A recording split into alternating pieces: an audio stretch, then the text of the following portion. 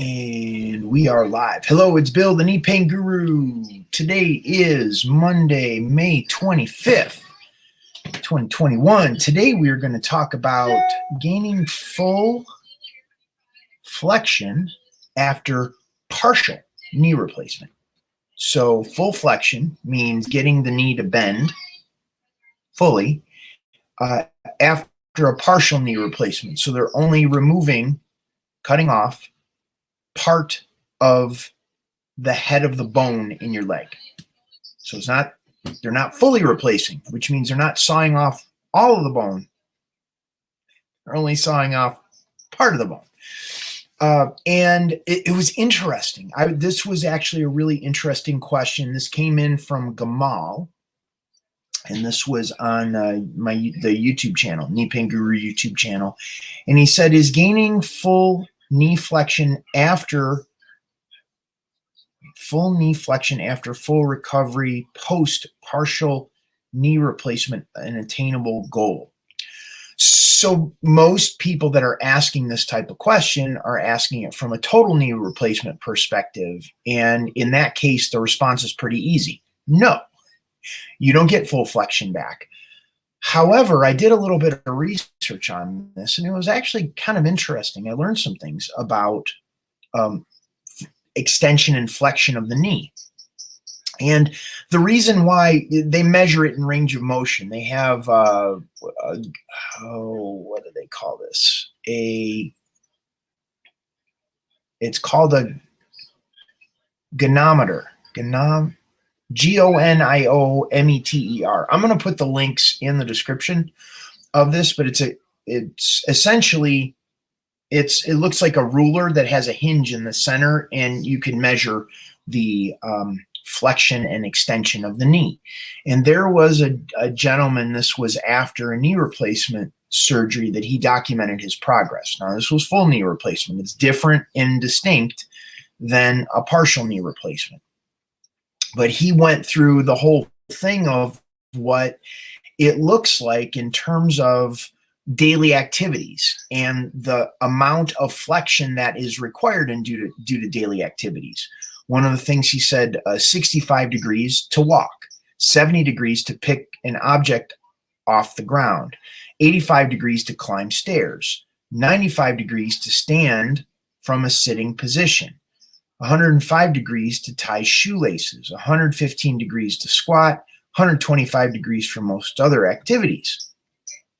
And this is what, and that's the range of motion required in order to do it. That doesn't mean it's very functional. Because if, like when I squat, and when I think of squatting, I'm talking about heel to the butt on the ground. I'm not thinking about, well, this is kind of just enough to get up out of a chair. So my expectation of full flexion is going to be very different than the standard what is required or what would be good enough to graduate physical therapy.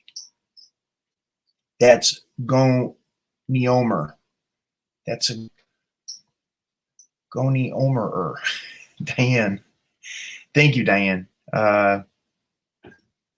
Anyhow, point being is, and this is where there's a disconnect in the conventional medical model and how people's expectation. This is what happened to me after my knee surgery.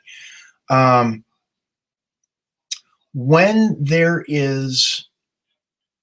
I've never measured the extension and flexion of my knee because I know what it feels like when it feels good. And we go from when we go from a perspective of what feels good in the knee, then full extension and flexion is going to be very different based on who's talking about it and who's doing the measuring. This is making sense. If it makes sense, give the video a thumbs up, like and subscribe to the Knee Pain Guru YouTube channel, turn on notifications for future videos. But so going back to Gamal's question, full flexion after partial knee replacement, I'm not seeing personally the research I did, being that you're not completely replacing the joint. I'm not seeing any reason, if you understand coming from a neurological perspective and how to change the neurological signaling that would restrict the range of motion in the knee, I don't see why you couldn't have a full heel to butt squat after a partial knee replacement surgery. That's my take on it. Now, when I'm talking about changing the neurological signaling, I'm not talking about strengthening the leg. I'm not talking about stretching the joint. The reason being is that's only going to get you so far. And if you've been dealing with pain in your knee or a tension pattern in your knee that has led to a partial knee replacement, there is a tension pattern that's going on in your entire leg, your hip, your lower back, your body, that is contributing to what's going on, and it's going to restrict the range of motion. So the range of motion in the knee after a partial knee replacement is going to be more affected by the tension pattern that existed before the partial knee replacement than as a result, or anything preventing it as a result of the partial knee replacement. There's lots of distinctions here. And this is where many people, clients that I work with, get stuck. They get stuck in the understanding of what's going on, what they've been told is possible for their knee, their body, whatever the case is. And when we start introducing comfort, and that's what I'm talking about as far as changing the neurological signaling, working with the intrinsic movement of the knee joint. Intrinsic movement means tiny movements, not gross motor movements. Gross motor movements, the knee extends, the knee bends. But it's the little micro movements, twisting side to side, forward and back, apart and together, tilting, that cause the restriction in the joint and doesn't allow full flexion and extension in the joint. And we not only have to look at the knee joint itself, we have to look at the relationship of the hamstring and the quad. We have to look at the hip and the lower back. We have to look at the shin and the calf and the ankle and the foot, because all of that, the rest of the, what do you call it? The kinetic chain, which is the tension from the toes all the way up to the head, play a role in the ability of the knee to fully extend and fully bend. If we're only looking at the knee, we're leaving too much on the table that leaves a lot of people wanting. People that are suffering with knee pain, knee replacement or not. Let's see, we got a question in here. Goniometer. Wait, here we go. Diane. Sure. Goniometer. Sorry about that, but you raise a lot of interesting points on range of motion. I'm really enjoying your chat. Very interesting. Thank you, Diane. And this is where so many people get lost in the weeds, is the focus is not on what is sending the signal to tell the knee, the leg, the body to tighten up. We're essentially looking at a level of trauma that gets stuck in the neurology that limits the range of motion. Trauma meaning the body tenses up to protect itself from an accident, an injury, surgery. Whatever happened to your knee, whether it's known or whether it's not known. We don't have to know what caused it to begin with. You could have fell off a swing when you were 2. You could, maybe you weren't picked up by you wanted your mom to pick you up when you were 4 and you don't remember this. It's not required that you can recall where these tension patterns came from, whether it was a specific accident, the specific injury, the specific surgery, whatever trauma you've been through. And that gets stuck in the neurology and limits the range of motion in the joint. It's just how I always walked. It's just how it's always been. I always have wear patterns on the insides of my shoes or the outsides of my shoes, or just in the front of my shoes. I walk on my toes all the time, or I'm a heel walker. I wear out the heels on my shoes. Or the right shoe is, it's on the heel, the left shoe is on your toes. So it's going to be different for everyone. And this is where there isn't a level of scrutiny that's provided in the conventional medical model. They're not able to zoom in. They have insurance codes. You fit in this box, and you need to be addressed in this box. If you are outside of that box, or anything contributing to what's going on in your knee lies outside of that box, they can't address it. They can't touch it. They're liable if they do. So it's very important to understand the model that you're working with. So if what the conventional medical model offers applies to you, or applies to your specific situation with your knee, then absolutely have them address it. Something broken or torn in the knee, I want them on my side. They fixed my knee, repaired the ACL. They did a patella replacement. I have screws in my left knee. I have 2 pieces of meniscus that was removed. I'm very thankful for that. However, on the other side of the surgery and the physical therapy, there wasn't squat that they were able to offer me. Dr. Ellis said, that's what we got. That's all we could do.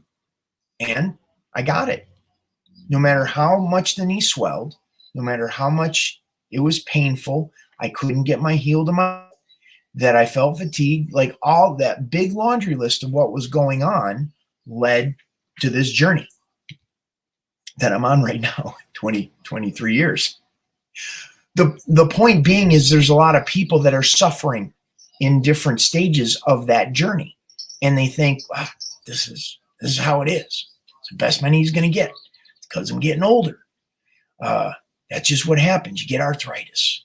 And eventually it's going to be bone on bone, and I'll have to have a knee replacement. And if that's your mentality, good luck. Rock on. But if you want to create a new reality, a new experience, a different understanding for what is going on in your knee and in your body, well, then we got to look deeper. We got to look below the surface. It's more than just exercises, leg extensions, leg curls, leg raises, icing it, rice therapy, rest, ice, compression, elevation, or stretching the leg. It's more than that. It's more than just taking some herbs. It's more than just changing your diet. There is an approach that needs to be embraced that's going to move you down a very different path in your life. And it's going to lead in a direction that you're not familiar with. It has to. It has to be different. It has to be something that you don't understand. Because if you understood it, you'd do it, right? Well, of course you would, because it would make your knee feel better. But you get stuck on this hamster wheel because you try one thing and then you stop. And then you try something else and you stop. And you're wondering why the knee pain doesn't go away. It's because it needs to be an integrated approach. You have to understand that your body is constantly under tension and stress on a daily basis. That it affects the tension in your physical body and how your body feels. That your mind and your emotions play a role in what's going on in your knee and in your body. Your diet plays a role. The water you drink or don't plays a role. Or the amount of wine that you drink or don't plays a role.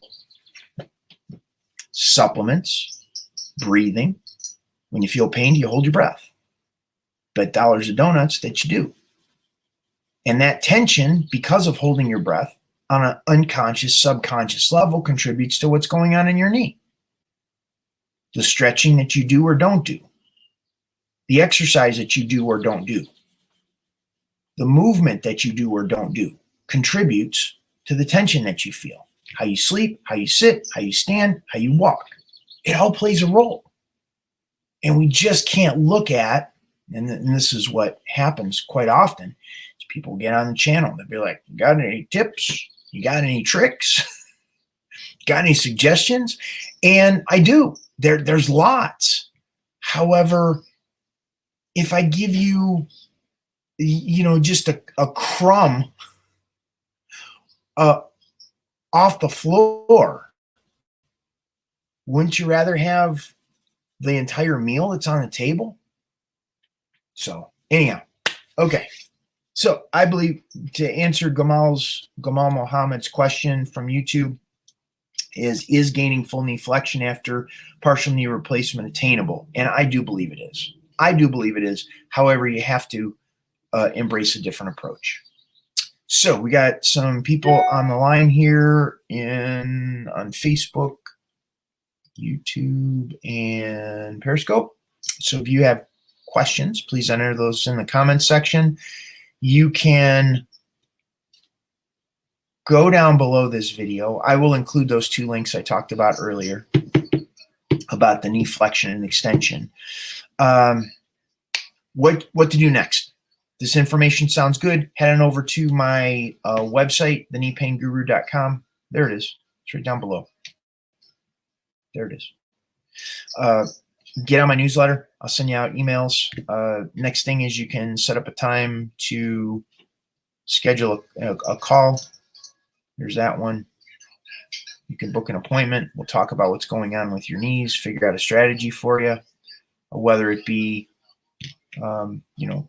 integrated approach, or you just want to go natural. We can do that. And then I also have my group coaching program called Knee Club. That is, we meet on a Zoom call twice a week. I give you specific videos to work with based on how your knee feels today, how your knee feels, and give you something to relieve the pain today. And then the next time we talk, you're going to say, what happened? What changed? What moved? How is the pain different?